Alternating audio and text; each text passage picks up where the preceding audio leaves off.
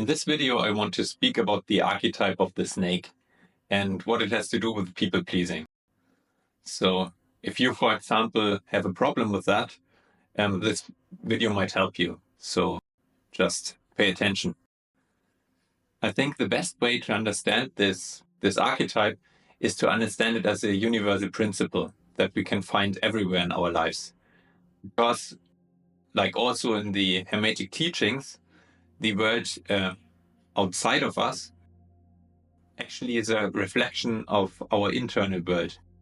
So macrocosm equals microcosm, or the other way around, it doesn't matter. So this archetype of the snake, in its innermost essence, I would say, is it represents, or in its most basic essence, it represents our innermost feminine that we can find within ourselves. In psychology, this is called our inner child. If we look at astrology, because in astrology within the zodiac, we can also find every part of our internal world within the zodiac.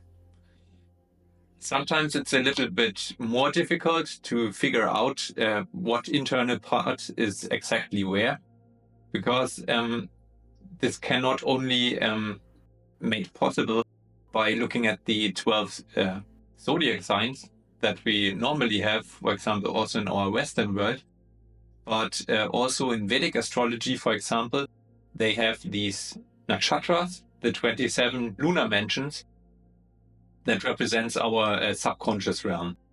And a lot of things, especially when it is about our inner psyche, we can find those, or about those archetypes that really describe how we see the world, because our mind thinks in stories.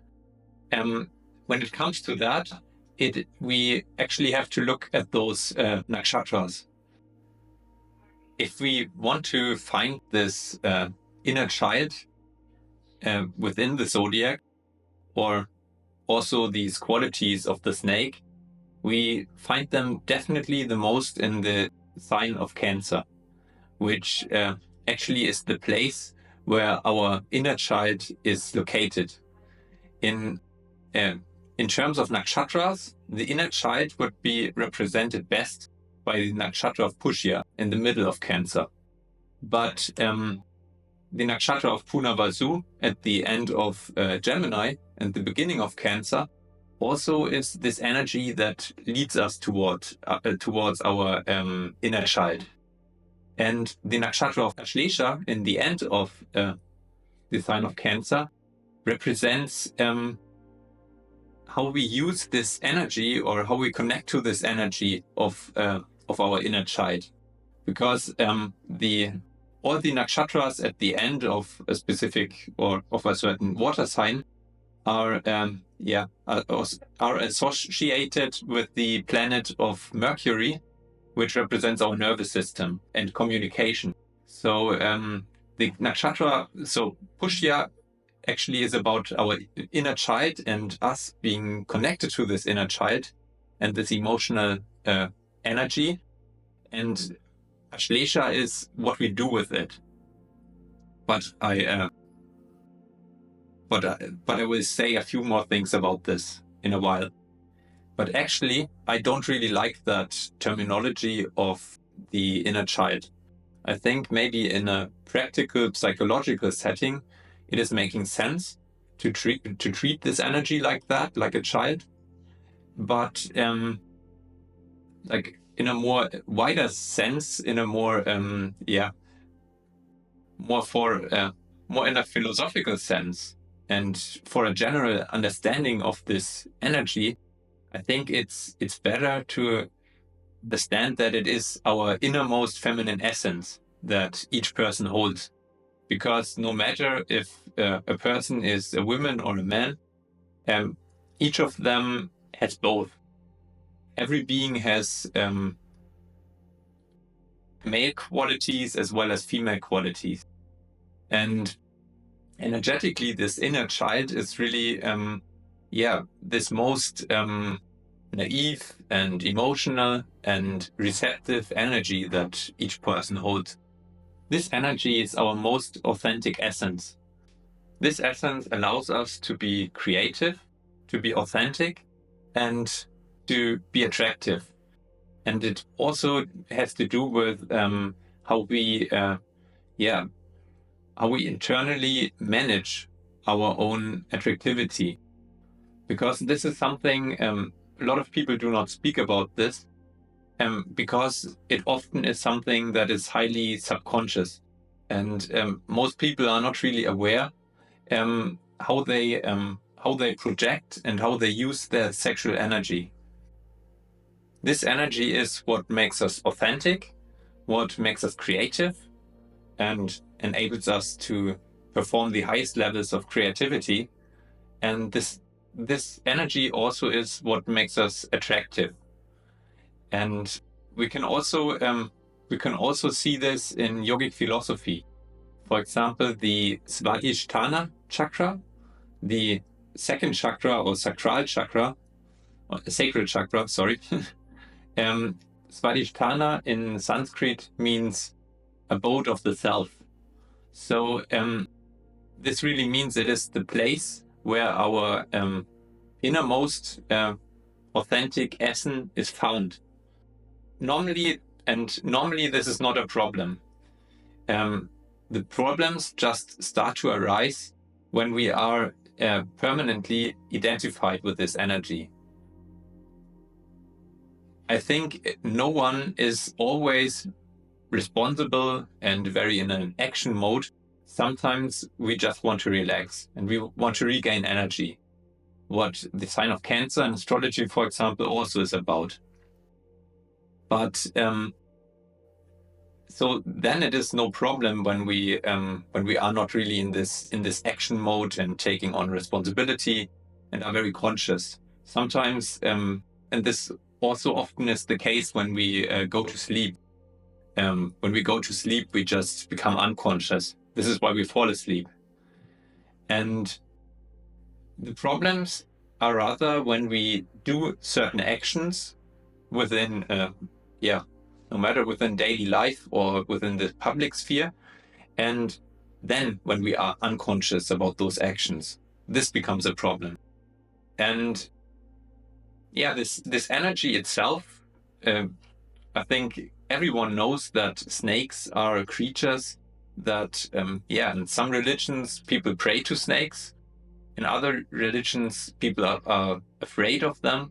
They sometimes have something evil about them, something materialistic, and they are often connected to lying, but also to sexuality, to sexual attraction, to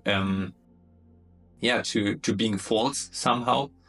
Normally, when we grow up as a child, we are more feminine, no matter if we are a girl or a boy. That we become more mature. Becoming more mature is actually when we become more conscious about our own inner essence. So what then happens is that we, like they say in psychology, is that we create kind of a healthy distance to ourselves. Because when we do not have this consciousness or this healthy distance, we tend, or the inner self always tends to circle around itself. And I do not really know a lot about this psychologically, but the idea is that what we have to, or also one thing that Carl Jung said is what ultimately one's own development and also like one's own spiritual journey is about is to make the subconscious conscious.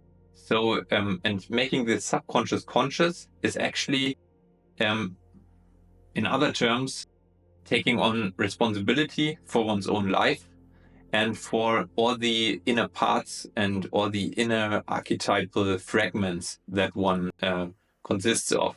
The problem with people pleasing is that when we are identified with this childlike, immature part of ourselves. This is when we are more manipulative, when we more abuse our creative energy or sexual energy, when we try to win people over, when we try to impress other people, because this energy itself is not evil, but it is immature and it feels always unsafe. This is why people, for example, who experienced abuse, especially in early childhood, no matter in what form, it doesn't have to be sexual. It can also be blackmailing or neglecting of certain of certain things about the child. When this happens, for example, that parents do not want to see certain qualities in their child, and this is why they neglect that, or why they punish that when the child shows these qualities. And then it happens that there's kind of a split is created within the psyche, and therefore, and this is also what we call when someone is traumatized, and this trauma actually is like a wound, like an inner wound, and this inner wound, what it does is that it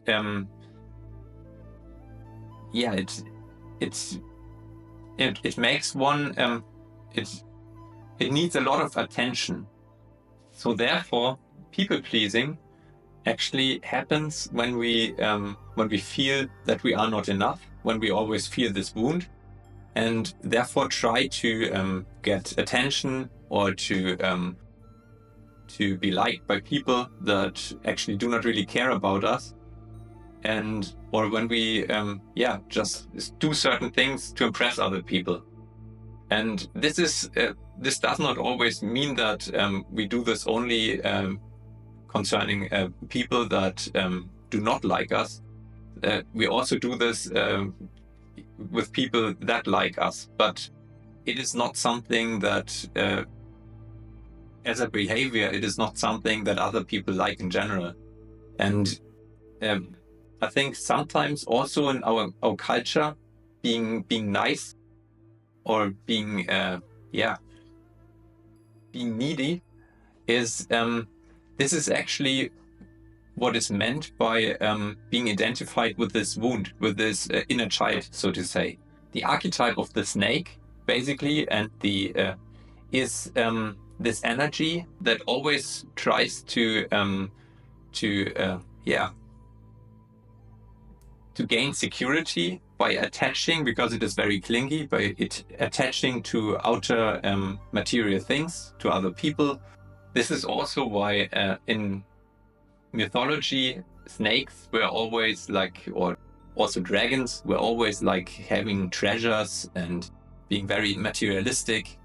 Or for example, with these nagas in yogic philosophy, they also had this underworld attachment because the naga realm is said to be a realm that is more that is under our normal reality.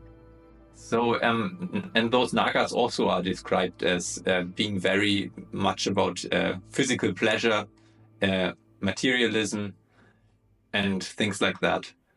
So what is the connection between snakes and people pleasing?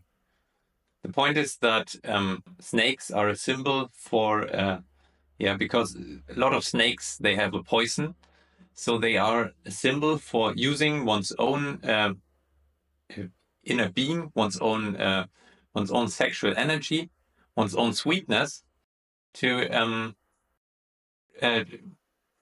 get certain outcomes, for example, to impress people or to create something like attraction to someone else. So this is also why snakes always have a lot to do with seduction. And this energy also has these qualities that have to do with rhythm and with these energies that are in this way like snake-like. And this also is why a lot of modern music, for example, also things like reggaeton, are very much about rhythm, because rhythm is what triggers this energy within us to make us more, to get us more into like a strong state, and more into a subconscious state in which we are able to attract by this energy. The point is just that just trying to win someone over with this energy on its own is not what we need for a fulfilling relationship, because the thing is, even if it is our most inner essence, our most inner feminine essence, we are not only this essence, because this essence also contains a lot of the trauma that we have. And therefore, actually, we are the most ourselves, not when we are identified with this energy, but when we are conscious about this energy. So when we create this like conscious frame around it. And yeah, so therefore, to answer the initial question, people pleasing has most to do with being identified with this energy, and therefore always feeling a feeling of lack, and therefore always trying to impress other people, and also not only to impress, but also to manipulate other people, and whether consciously or subconsciously. So no person is perfect, but it really is about becoming more conscious about that. And the more conscious we are about that, the more we can also know how we want to use this energy, because there are definitely certain situations in our lives in which we want to be subconscious, or to be a little subconscious, or in which we want to get into a state of trance, or in which we want to get into a state of trance, for example. So it really is more about the conscious use of that energy. And what I also want to say just in the end now, that in yogic philosophy, for example, there's a story that one of the highest gods, Shiva, dealt with or had to do something with these nagas, these snake demons or snake deities, and those snakes that promised him, that gave him a vow to never inflict their poison in a bad intention on somebody else, would receive yogic powers. And this doesn't mean that these powers are yogic in that sense, but it really means that someone who is very conscious about his subconscious is actually able to achieve a very high level of self-control. And this also is a very big advantage, or a very good thing for our personal self-empowerment, because it is not about not using our creativity. It is not about not using our sexuality. And it is also not about always being the same, because sometimes we want to play a certain role in our lives, and this can also be fun. So basically, it's really just about the conscious use.